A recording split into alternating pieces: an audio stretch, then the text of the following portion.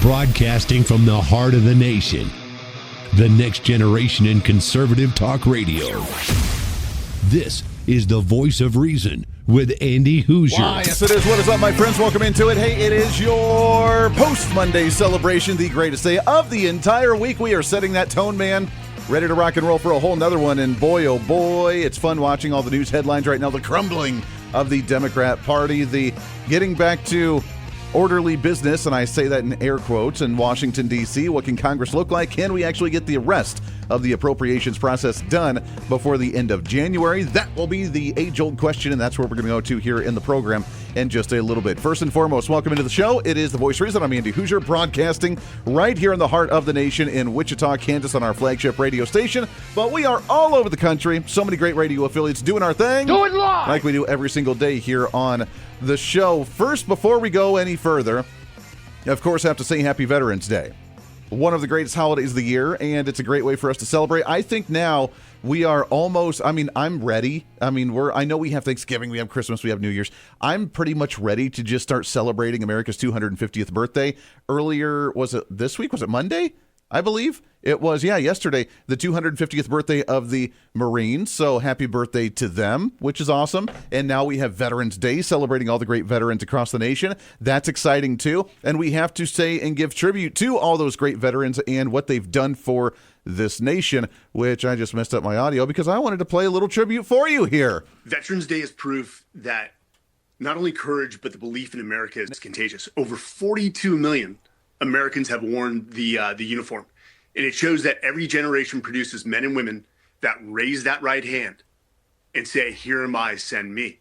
But, it gives me more meaning to what Reagan said back when he was president. Freedom is never more than one generation away from extinction. It must be fought for, it must be preserved, and it must be handed off. And that is handed off like a baton from generation to generation. Yeah, and I think that's what we have to remember now because we have kind of let it slip a little bit. We won the election last year. We're starting to battle again in the great awakening of the fact of, oh my, we have a political party in this nation that has now embraced socialism. That is now a socialist party. They've always kind of sort of been, but now they really are full-fledged and are openly embracing it, which is why we see the crumbling of the Democrat side of the aisle. We will get to all that in just a bit, but we want to kick off the show right out of the gate today. What's trending today? With our guest on the program. I love having him on. It's been way too long since we have had him on the show, and today was the perfect day to do it. Author of so many books, including his latest Americans Who Made America, 19th Century Growth, Division, and Reunification. Really happy to have back on the program the man himself, Mr. Richard Battle. Richard, how are you, my friend? Good afternoon, Andy. Thank you so much for having us back with you. It's always a pleasure. Oh, man, it's great to have you on, and I love these types of holidays because this, to me, patriotic holidays, man, they always get the feel-goods going, and now that we're so close to celebrating 250 birthdays of this nation, that's really exciting. We need to talk about the veterans, what they've done for this nation, and even with your book, The Americans Who Made America, whether you've been in military service or whether you've just been a hard-fighting American all throughout this time, building this nation, preserving this nation, fighting for this nation. It's in our lifeline. It's in our bloodline. It's what we're all about, isn't it? Well, I believe the American-do spirit's what made this country, and today's the day we honor veterans, but we also support the current military, but we need to add encouraging our young people because they are the future. And we used to learn things like that at school with some parental support. But today the schools, unfortunately, aren't teaching the love of country and our exceptionalism like they did before. So there's so much more responsibility on parents and grandparents, which is why that I do some of the things that I do. Yeah, it's a really great point. Do you think that we are seeing the reforms in the military that we need to see? We've seen a record increase right now in record number of people that are enrolling in the military, which is good to see. Before that, though, before the Trump administration started focusing on this issue, we saw record lows of people that were actually being recruited into the military, whether it was because they didn't want to, because they did not have a love for country, or whether they couldn't, because we had a record number of obesity rates, mental health issues, drug use, so on and so forth. Are we starting to see that turn around, and are you optimistic about moving forward? Well, absolutely. It's turning around, and I'm optimistic. And I think it shows not only in the military, but in so many other areas of life, that when you try to social engineer and not pursue what your objectives and goals are, that it discourages people from wanting to participate, because the military, the goals are pretty simple, to help protect the country, to win the wars as necessary. And when you go in and social engineer that and divert that attention, it discourages people from wanting to participate. Yeah. Are we getting back, do you think, are we winning back the ones that maybe walked away from the military during the COVID pandemic, forcing them to get the vaccine that some didn't want to get? And if you didn't get it, boom, you were out. We've tried to welcome up and open up the doors for them to come back. Are they coming back? And is that trust being rebuilt, do you think? Well, I think so, because of the leadership that we now have between Secretary of War Hegseth and President Trump. I believe they feel like the leadership will have their back. And that's the other thing that's so important, because you don't want to be in and hung out to dry someplace and have poor leadership that doesn't have your back when you really need them to. People don't want to sign up for that. No, that's very true. Is it true? I saw a rumor that right now we are at a near record low of the number of veterans in this nation. Is that true? Are we seeing a decrease, at least in some degree, of veterans in the country?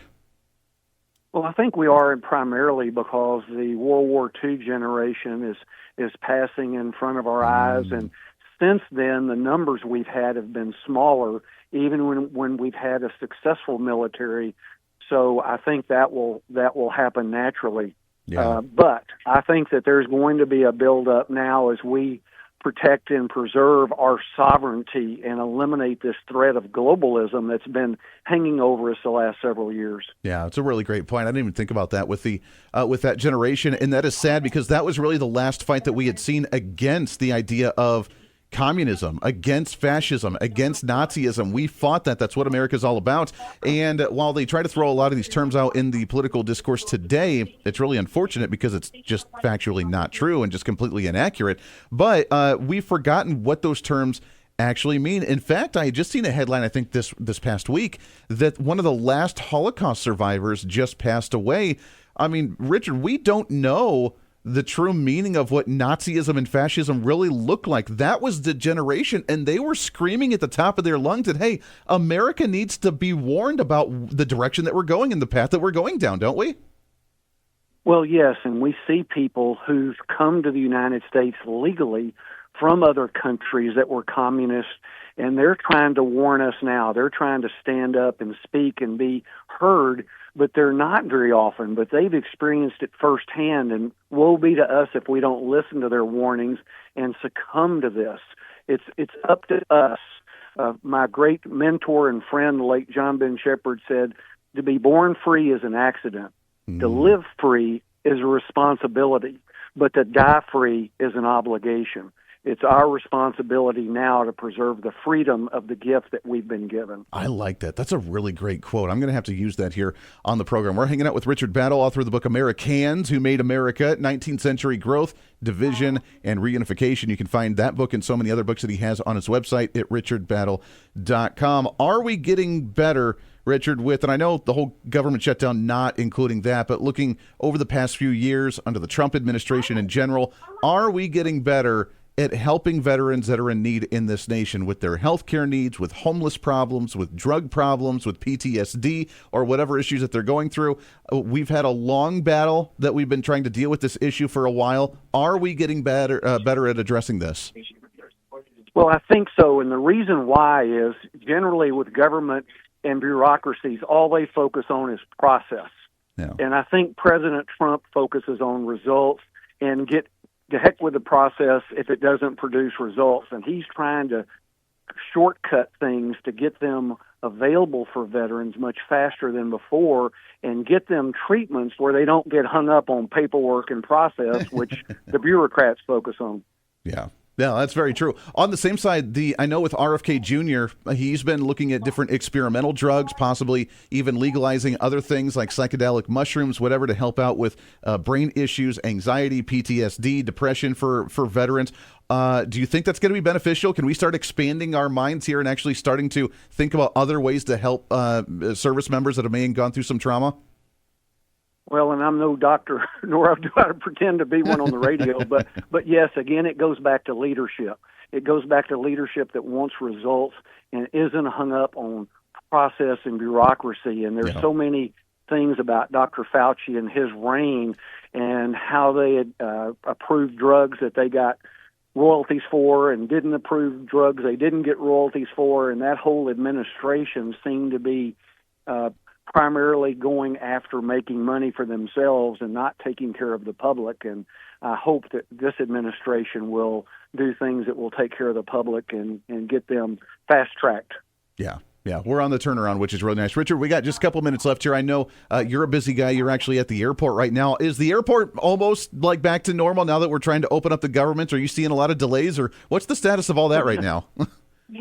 Well, I don't see any delays right now. I know friends that flew yesterday had delays, and I'm hoping there are no delays today. But once they get this process done and get things back open, hopefully they can get these other 9 bills done in regular order, since we've not had a regular budget passed since 1997. So it's overdue. That is very overdue. That is for sure. Real quickly, in the last minute or two that we have here, you guys in Texas actually had a relatively decent voter result on Tuesday last week. While the rest of the nation, we saw Zoran Mamdani, we saw Jay Jones, we saw the governor of Virginia and New Jersey, we saw Prop 50 in California with their redistricting. Texas actually had a pretty good night on election night Tuesday last week when you guys were able to actually pass your permanentizing of certain tax cuts and a few other issues. So overall, with all your propositions that you had, you guys did relatively well down there, it sounds like. Well, I think so, and I think people shouldn't panic over what happened the other day, because most of the big results were in blue states. The margins may have been bigger, but I think it also says that President Trump is not only the leader of the party, but it's going to be important for him to pick people and help market them in the midterm elections. And I think that will make a huge difference if he's out there saying, this person can help me with this America First agenda. I need you to vote for them. And I think that will help the party, whereas he didn't do as much of that this election. Yeah. Is it concerning to you that Gavin Newsom wanted to rub it in your guys' face after Prop 50 passed in California to do a rally in Houston to come down and say, we're going to gerrymander and wipe away all the wins that you guys had in Texas? Well, I think the funny part about it is they have a state law in California that California state government employees cannot come to Texas on a business trip and get reimbursed. And so I'm wondering if Gavin Newsom filed an expense report for that trip or paid for it out of his own pocket. That's a really great point. I forgot about that. Any state that didn't align with what they like, they were cutting them off from state-funded travel. I forgot about that bill. That's hilarious. So, yeah, you're right. I hope he actually paid for that out of his own pocket. He can afford it, right? He's part of the Hollywood elite. Well, absolutely. He's part of the ruling class elite in California for sure. What a mess. I love it. It is Americans who made America, 19th century growth, division, and reunification. We need to see that reunification back in this nation. We need to see the Americans rise up and challenge the status quo and to fight for what's right. I am optimistic we're going to see that in the midterms next year. RichardBattle.com is the website. Richard, happy Veterans Day to you guys down there. We appreciate it very much. Let's get you back on again soon. Thank you. Happy Veterans Day, and God bless America. Hey, God bless America. We love it. Richard Battle, we appreciate him. He's in the airport doing his thing, so we appreciate him taking some time with us. Got to take a break. We'll get some other big issues going on today right around the corner for a Tuesday. Stay here. This is the Voice of Reason with Andy Hoosier.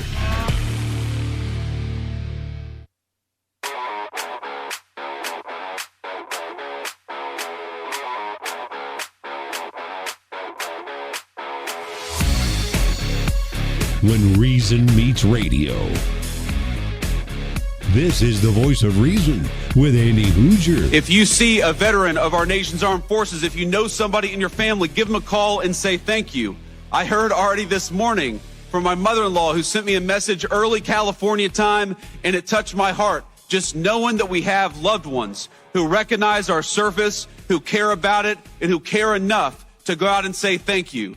So to the American people, if we want to keep on ensuring that the very best and brightest sign up for our military, the very best way to do it is to make sure that the veterans know that we are grateful to them. Boom, that's what it is. Vice President J.D. Vance giving his salute to the veterans on Veterans Day. So happy Veterans Day to you as we continue on with the recognition and celebration. Thanks again to Richard Battle coming on the program as we chat about the American spirit. And I am optimistic about not only the veterans, the future veterans of this nation, and of course, the average American that is making American great because we can, and that's what we do, baby. Yeah!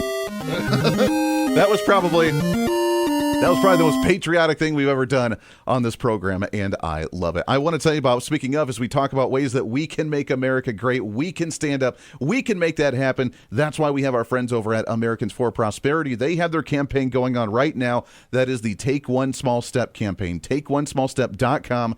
TakeOneSmallStep.com. You can go and check out the website. It is the history. It is the education that we get to learn about Americans that made America great, rising up to challenge the challenges of their times and battling those and carving out what America is today, which is what we need to learn about. No more of the woke history, no more of the negative history that we need to learn about how evil everybody was and how bad it is and how everybody's a victim. We don't want to hear that. We want to hear about the patriotic, positive stories of this country and why we are the greatest nation on the face of the earth. You can learn it all throughout next year during America's 250th birthday at TakeOneSmallStep.com and our friends over at Americans for Prosperity.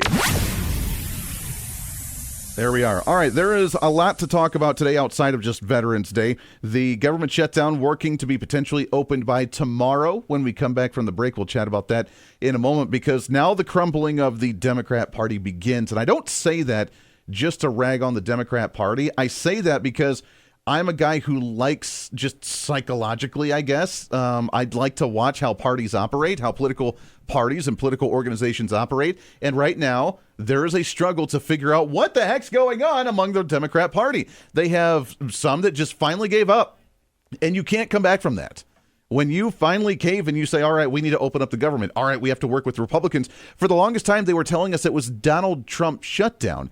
He's the one that wasn't funding SNAP. He's the one that wasn't funding the FAA. He's the one that was cutting all these programs. He's the one keeping the government shut. He's the one that's not negotiating. He's the one that's not coming in a bipartisan manner. They told us that through the last, 40 days, 41 days, the government's been shut down. And then all of a sudden, Democrats are like, well, all right, we get 8 of them to vote, and boom, guess what? The government opens. So how can you say it's a Donald Trump government shutdown when you finally say, oh, Democrats caved and opened up the government? It's kind of weird to me. So I want to talk about where the state of the party is. There are more Democrats that are starting to speak out. And now there's an article out that says Democrats have 2 directions that they can go going into midterm elections. Because while they had some momentum from the election last week, they've now lost all of that momentum with the infighting of the party itself. So do they begin working more with Republicans in a bipartisan manner to get things done and hopefully get a bit of their agenda across? Or do they double down? Do they fight even harder against Republicans and Donald Trump? And which base are they going to play to? The average American that just wants to see results from policy, they want to see the government function the way that it's supposed to function, or are they going to double down and fight even harder against Donald Trump and double down on the authoritarianism, the Nazism, the fascism, the racism, the fill in the blank, whatever derogatory term that they want to use against Donald Trump? I have my speculation, and I think you do too. You only need a couple options there, and you know which direction they're going to go. Unfortunately, which would be the rational way and which is going to be the realistic way. We'll break some of that down. Also, Donald Trump doubling down on the tariffs that we could be getting money in, and we could be paying down the debt in a pretty substantial way. We'll talk about all that and more right around the corner. Stay here. This is the Voice of Reason with Andy Hoosier.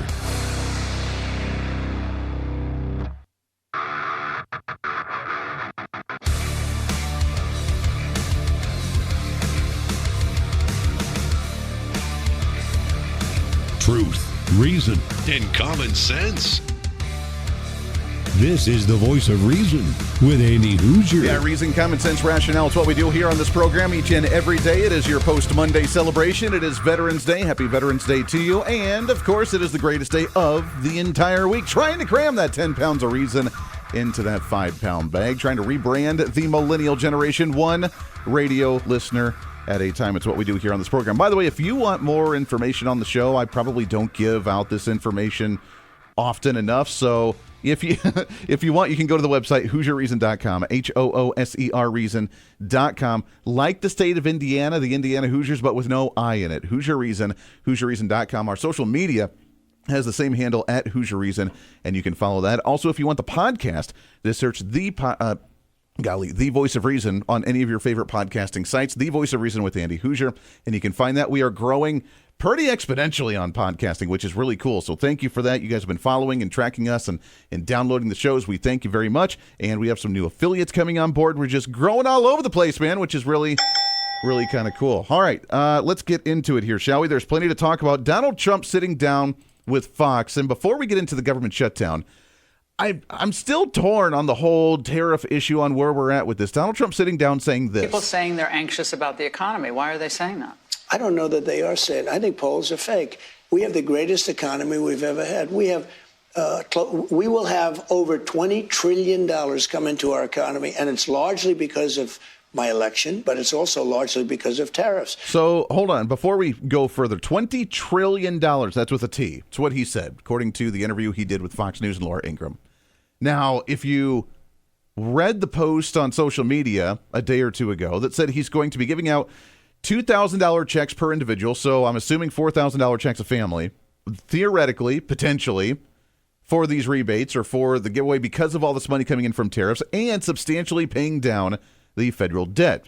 Now, we have a spending problem, and I think we recognize that. And while Rand Paul's been getting a lot of crap lately for voting against every single bill that's potentially out there, he's been very consistent. For example, him on the House side, Thomas Massey on the House side, Rand Paul on the Senate side. They've both been very consistent with what they stand for. They don't want to see government grow in spending. And right now, while we saw a win with the government shutdown, because we didn't include, again, $1.5 trillion in spending the Democrats wanted for the subsidies for Obamacare, for public broadcasting, again, for lots of the garbage that they wanted to include that essentially we just got rid of in the one big beautiful bill that was signed back on 4th of July, that while we were able to fight that off, we're still defending a $7 trillion federal budget that we have yet to even get rid of the $2 trillion in additional spending that came on during the Biden administration during the COVID-19 pandemic. It should be a $5 trillion budget, and that's still way too much. Right now, the win is that we're still bankrupting the nation by spending more than $2 trillion above what we need to on a regular basis. That's the win Republicans just got. So we have a spending problem. And I've said it before, I think that Donald Trump and Republicans missed a huge opportunity during the shutdown by firing a lot more federal employees, by cutting a lot more of the federal agencies, by reforming a lot of how government operates and punting things back down to a statewide level. We had a huge opportunity here. We didn't do it, but we still won it. Overall, we're still in a net gain overall because Democrats didn't get what they wanted. We still fired a lot of federal employees. Not all of them are coming back. So we moved slightly in the right direction, but we have a long ways to go. Now, that being said, let's just say, even if we wipe out the $38 trillion in a federal debt that we have, how quickly is that going to rack back up? We're growing at an exponential $2 trillion a year more than what we need to be spending. So even if we wipe out, this is almost like if you have a family household and you have, $50,000, $100,000 in debt, and you're living off of credit cards. You're not living with the outside, or you're living outside of your means. You're not living within a personal budget. And someone comes in and says, cool, I'm going to wipe out your debt. You won the lottery, you made $50,000, you made $100,000. You wipe out your personal debt. Cool, that's great, but you haven't changed anything. You haven't changed how you actually operate as a nation.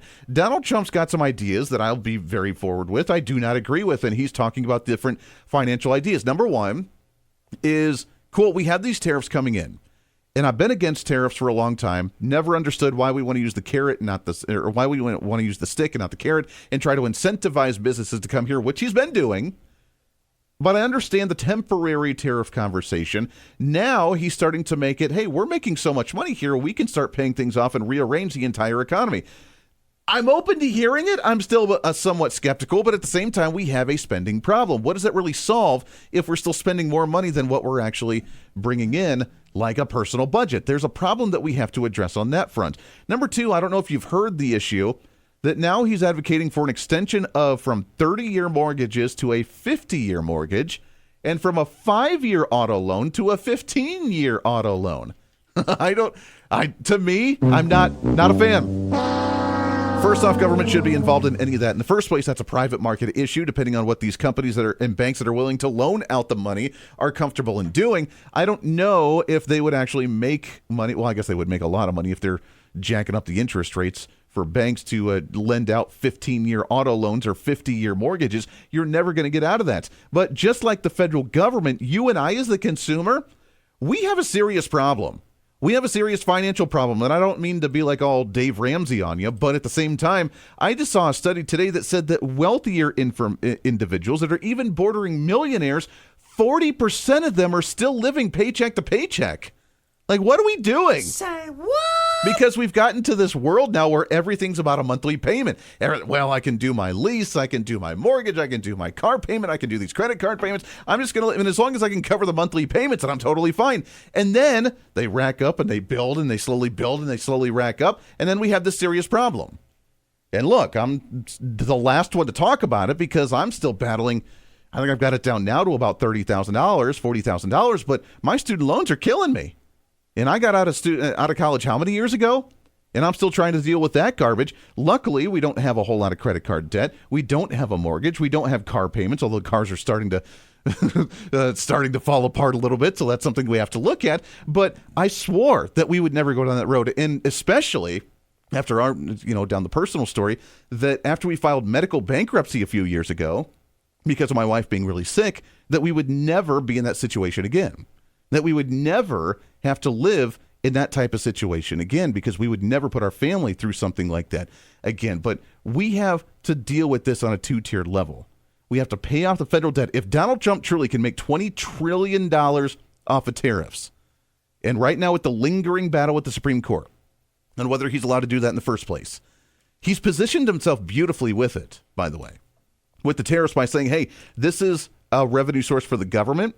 We can start relying on that and less so on federal taxes from individuals. We can transition the economy. And he's really making a hard PR push while the Supreme Court's looking at this issue on how pertinent tariffs really are. And I'm open to the idea of tariffs if we see the actual relief coming from somewhere else. If he says we're going to go back to like we were before federal income tax, before World War II, early 1900s, when we had more tariffs coming in that paid for the majority of government operations, we don't have to rely on federal income tax or other type of taxes. If we're able to transition that way, that's awesome. Well done. Go for it, baby. Make it happen. Now, that being said, that was at a point when the government was very small and we were living off the size of the government was roughly 3% of the GDP. We didn't have the bureaucratic agencies. We didn't have the fourth branch of government. We didn't have all these departments to fund. So now the government is insanely large and he's going to have to find a lot of revenue to make something like that happen. But if he's able to do it, I mean, I'm open to the idea, and then we can afford these slightly higher prices of the goods that come in because of the tariffs, because we don't have any taxes. We don't have any federal income tax. I'm open to that idea. What I'm not open to is a 50-year mortgage. That's insane. And a 15-year auto loan. By that time, your car's already broken down anyways. You're never going to not have a car payment. That's kind of insane to me. But he's got some ideas here. We will have over $20 trillion come into our economy, and it's largely because of my election, but it's also largely because of tariffs. Even the tariff thing, it's such a disgrace. I'm watching them saying, well, no money would have to be paid back because it's not that much. It's trillions and trillions of dollars would have to be paid back. If the Supreme Court rules against the tariffs. It would be a disaster for our country. Now, will I do something? I'll figure something out because I do. That's what I do in life. I figure things out. But it's so... President Xi was willing to do the rare earth thing, that's magnets. Now, nobody knows what a magnet is. If you don't have a magnet, you don't make a car. You don't make a computer. You don't make televisions and radios and all the other things. You don't make anything. It's a 30-year effort to monopolize a very important thing. Now, within 2 years, we'll have magnets, all the magnets we want, but we don't. Because of tariffs, I called. I said, listen, here's the story. You're going to play the magnet. I'm going to play the tariff on you. And for national security purposes, I raised the tariff by 100% over and above what they were paying, which was 55%. So he was at 155%. Within 10 minutes, I got a call. We'd like to meet.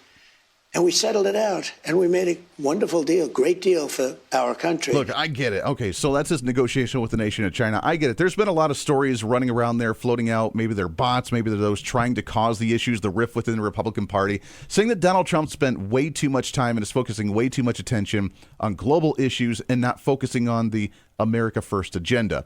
I disagree with that. I think that he is focusing on America first, and one way we focus on America first is making sure that the rest of the world recognizes that we're focusing on our interests, because it is a global economy, whether we like it or not. There's a lot of global trade that goes on, and the currencies depend on what the value of the dollar is doing, depending on what we do as a nation with trade, with negotiations, with tariffs, and our dollars. So it is a global economy, and he's been focusing on the strength of America outwardly, so we can address the nation inwardly, which we're trying to work on 2 steps. And I think he's doing a good job of that personally. And I really hope the Supreme Court makes the right decision, allowing him to keep the tariffs going, in the sense that we want them to either be temporary to where we can get better trade deals and make the money we need to, or we supplement that with federal income tax and we do a transition. One way or the other, we got to see something change. This is the Voice of Reason with Andy Hoosier.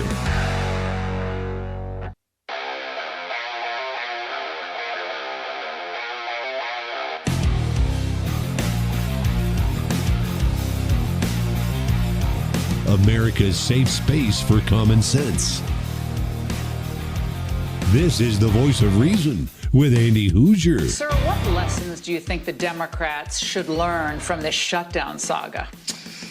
Well, the country loses a lot of money when they do this, and they're not getting much, but nobody gets a lot. But it's terrible. What they really wanted was $1.5 trillion for people that came in illegally, people that came in through and out of prisons. You know, we had, like Venezuela, they dumped their prisons. They said that was all exaggerated by you. Oh, yeah, I know, it's exaggerated. They wanted $1.5 trillion for health care from people that were, in some cases, 11,888 exactly murderers, many of whom murdered more than one person. So they came into our country, they poured into our country, and they want to take care, and we're trying to get them out because we don't want 11,000 murderers in our country. You don't want it. Nobody wants it. And we have drug dealers and we have everything else that they want to make sure they got good health care. That's not what our country's about. And it would have hurt other people's health care. All right, so President, I love when he throws out exact numbers. 11,888 murders of illegal aliens and murderers and everybody else. They're going to cover them with the health care. I love when he throws out specific numbers. Look, I know that some say that he's focusing too much on the global issue. I know that they're upset with the tariffs. I know that right now we are still, and people hate this term, I get it, in a transitional economy. But right now we really are. I mean, we really are. We are transferring from the public sector to the private sector. The firing of federal employees, which Democrats are losing their minds over, which is what we saw during the government shutdown. Reforming Obamacare. In fact, I had just seen a post, and we'll talk about it probably tomorrow because we're short on time today. Senator Roger Marshall, my senator here from the great state of Kansas, saying that apparently in December, they're going to be voting on some major health care reforms, including ending subsidies to insurance companies. Yeah. Say what? I was going to say pharmaceutical companies. That's a work in progress. But the major insurance companies, they're going to be cutting out billions of dollars of subsidies to them, which means we're solely going to start transitioning back into a private sector healthcare system, the way that it was supposed to be done, getting government out of it, creating competition, making people have the ability to choose their own plans, and doing it without the government assistance. Healthcare insurance companies better either have a good product and a good price, or they go out of business. Period. End of story. It's not that difficult. So, the way things are supposed to be. Apparently that conversation is going to be had in the month of December. At the same time, John Thune did make a promise to Democrats during this government reopening that they will have a chance to vote on the extensions for the ACA benefits and the subsidies. But that's just a promise to vote. More than likely, it's not going to happen. Not sure many Republicans that would go along with it, maybe except for like Lisa Murkowski or Susan Collins or someone who's wanted to keep those in prior bills. But very few Republicans would want to keep something like that going. It's not going to go through the House, so dead on arrival. So yeah, have your vote. Cool. It's not going to go anywhere. It's not going to do anything. And if you try to shut the government down in January again, then number one, that's going to look really, really bad for the kickoff of midterm election season for politicians looking to try and go on the campaign trail and talk about what they've done. And if they do extend the SNAP benefits, and some of the other issues that they want to extend through the end of the fiscal year, which is September, then they lose all leverage. So good luck with that. We can finish the appropriations process. We can pass a federal budget in January, which is a record compared to how long it takes government to usually do something like that. And if Donald Trump's economy starts to turn around the way it's supposed to, if the Supreme Court allows him to keep doing the tariffs that he's doing, if the Supreme Court decides with him on cutting federal employees, if we're allowed to start transitioning this economy the way it's supposed to, get ready, man. I mean, it takes a good year for a transitional economy, for an administration to start seeing their effects actually take hold. And with the investments that we've seen, we're going to see things really come in bigly. And I think we're going to make it bigly. And I think Democrats are starting to recognize that, which is why we see this internal battle of the Democrat Party. John Fetterman, one of the more rational voices in the Democrat Party right now on Fox News, and said that he's really ashamed of how this all just kind of played out. I think my party crossed a line of now putting 42 million Americans with their SNAP benefits and making flying less safe and that kinds of chaos and not paying our military. I mean, that was a red line for me that I can't cross as a Democrat. And I think that's been described country over the party.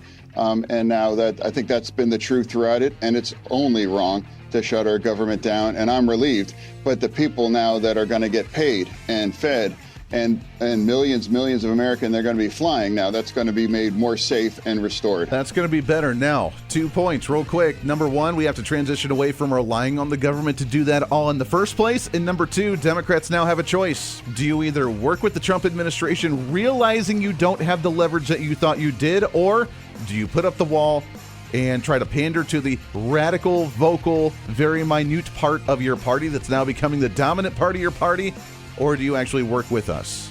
It's your choice, but it's up to you, because we're just going to continue to do our thing and make America great again. Happy Veterans Day. We'll see you back on the radio tomorrow. Bye.